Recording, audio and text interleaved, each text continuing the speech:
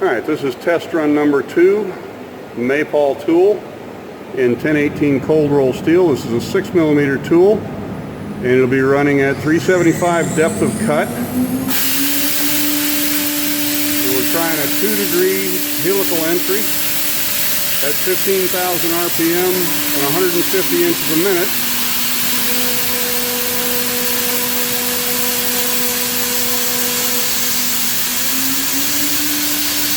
And now we're running 18,000 RPM and about 300 inches a minute in cutting with 40 degrees maximum cutting angle.